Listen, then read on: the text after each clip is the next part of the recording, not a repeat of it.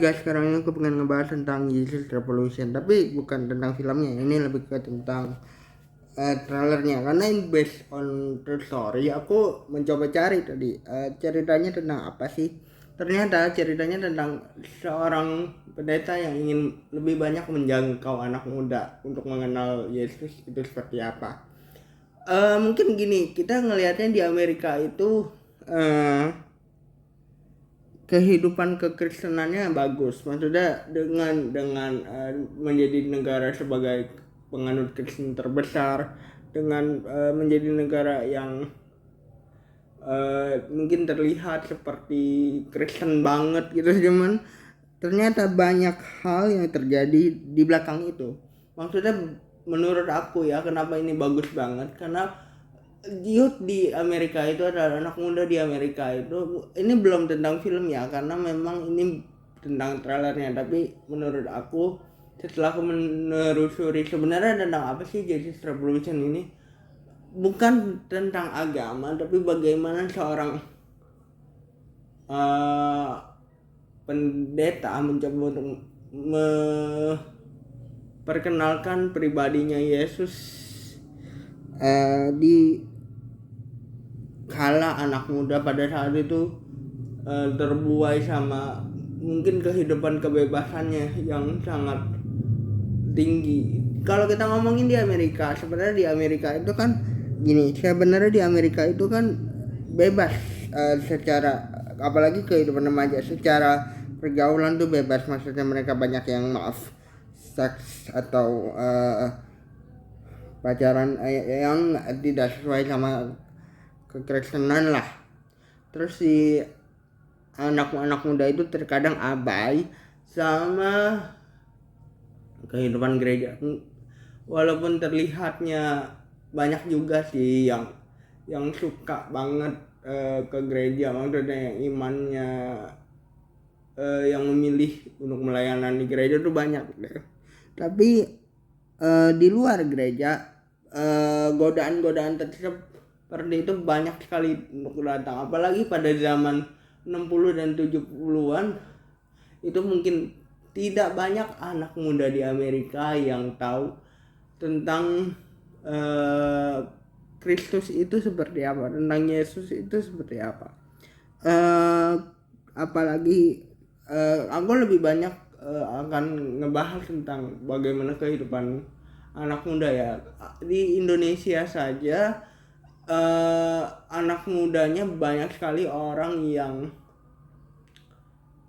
abai sama kehidupan keimanannya, dalam hal ini ke gereja dan segala macamnya, karena terbuai dengan kebebasan yang udah dia dapat.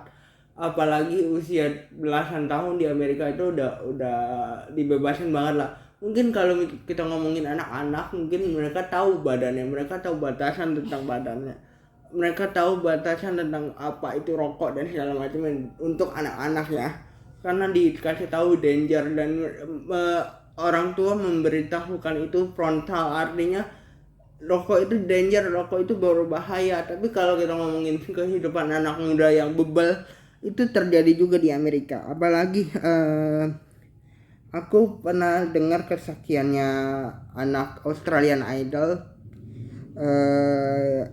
di luar negeri gitu ya. Dia merasa dihakimi karena dia gay. Isu LGBT bagi anak muda di zaman sekarang ini, mungkin apalagi di Amerika, mungkin masih banyak membuat orang-orang yang kaum tersebut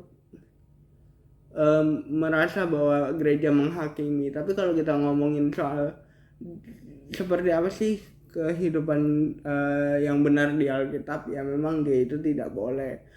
Tapi terkadang gereja tidak merangkul orang-orang yang berdosa untuk kembali kepada Tuhan. Maksudnya bukan membenarkan apa yang dia lakukan ya gereja itu ya, tapi paling tidak memperkenalkan kembali siapa itu Yesus, siapa itu Kristus, kepada orang-orang misalnya pemabuk atau orang-orang pendosa yang mungkin bisa membuat dia bertobat gitu. Terkadang orang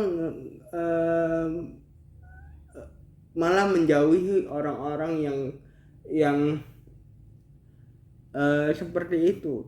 Ada di Indonesia pun terjadi, maksudnya sering banget terjadi orang-orang tuh malah menjauhi orang-orang yang berbuat dosa. Yang aku mau bahas di sini adalah seharusnya kita memperkenalkan karakter Yesus sebagai juru selamat ke anak-anak yang belum mengenal dia.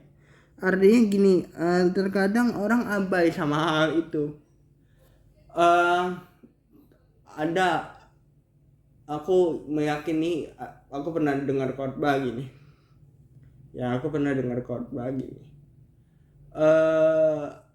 Ada seorang yang malas ke gereja karena mungkin kehidupan gerejanya tidak mendukung mereka, karena mereka merasa dihakimi di gereja.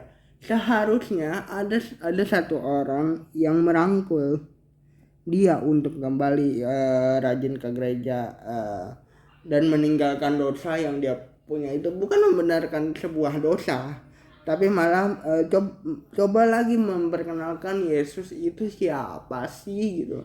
Yesus itu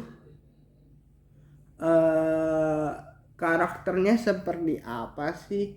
Seperti yang dilakukan sama pendeta ini, merangkul semua anak muda atau seorang anak muda itu tidak mudah. Merangkul seorang yang bisa dibilang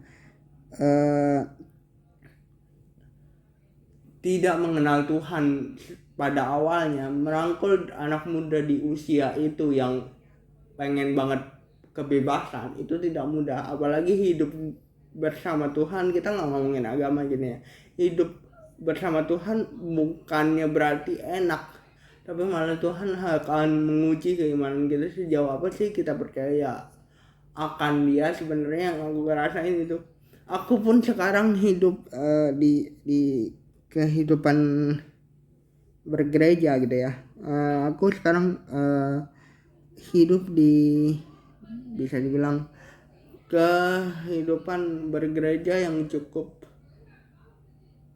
bersinambungan sama beberapa anak muda. Aku ngelihat berapa karakternya itu usia belasan tahun itu malah pengen menjauh dari gereja, bukan karena dia tidak nyaman ke gereja, tapi mereka mulai terbuai sama jalan-jalan sama temen, sama apa kehidupan anak muda yang sebenarnya aku pernah jalanin juga dulu. Ya kalau kita ngomongin ke gereja atau mengutamakan Tuhan gitu ya,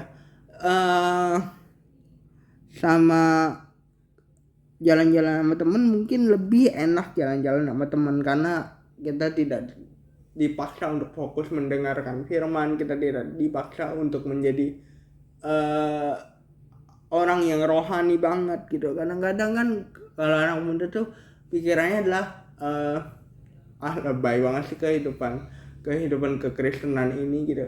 Karena kan di Alkitab tuh sebenarnya ada pakem-pakem yang tidak bisa dilanggar. Misalnya tidak boleh mencuri, tidak boleh menjalani hidup yang seperti ini, hidup harus berkenan di depan Tuhan gitu.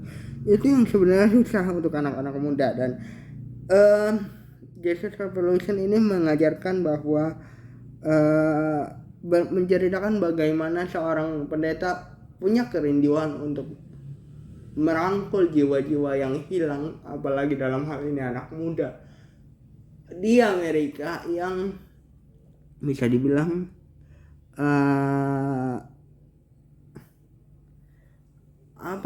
punya kehidupan yang jauh lebih bebas dari yang kita tahu gitu. Kebebasan itu terkadang menjauhkan kita dari Tuhan gitu sebenarnya. Jadi jangan lupa like, comment, dan subscribe. Nanti kalau sudah nonton di tanggal 12 April aku akan bahas lagi dari sudut pandang film lah.